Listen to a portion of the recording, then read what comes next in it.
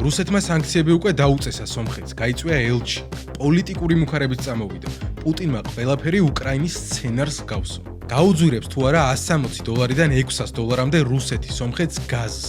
სომხეთი არც ნავთობი, არც გაზი, არც ზღვაზე გასასვლელი და მაინც ბოლო რამდენიმე კვირაში სომხეთში ჩავდნენ ევროკავშირის პრეზიდენტი, მაკრონი, ზელენსკი და ამერიკის სახელმწიფო მდივანი.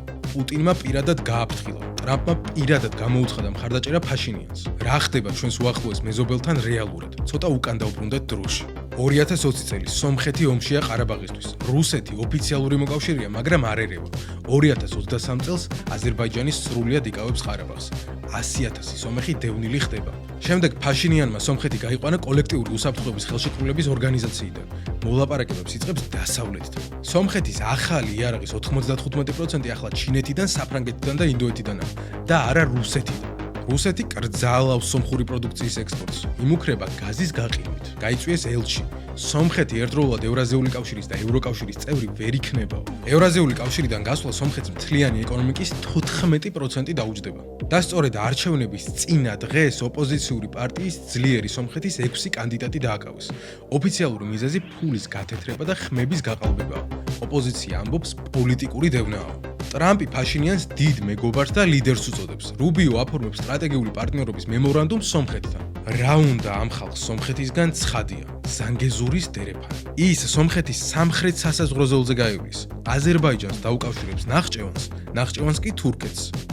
ტრამპმა თვეების წინ დაიბარა თეთრსახლში ალიევი და ფაშინიანი. თქვენი შერიგების დროაა. ფონ დერ ლაიენმა 50 მილიონი ევრო გამოუყო სომხეთს და განაცხადა, რომ მოსკოვი ეკონომიკურ ურთიერთობებს იყენებს პოლიტიკური ზეწოლის იარაღად. ეს სიმართლეა.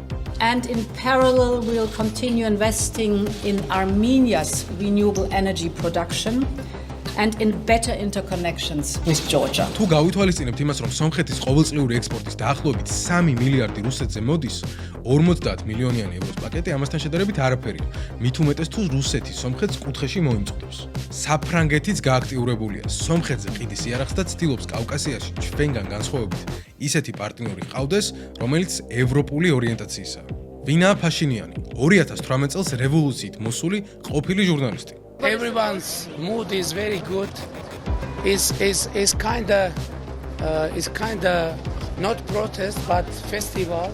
ჯერ ამბობდა ყარაბაღი სომხეთიაო, 2023 წელს კი ამ ომს ჩვენ ვერ მოვიგებთ. 2018 წლიდან თვითონ იყო რუსეთთან ასოცირებული. ახლა კი ოპოზიციონერ ლიდერ სამუელ კარაპეტიანზე საუბრობენ როგორც კრემლის სასურველ კანდიდატს. მოკლედ, ბევრი მიზეზია, რის გამოც სომხეთი ყველასთვის საინტერესო გახდა.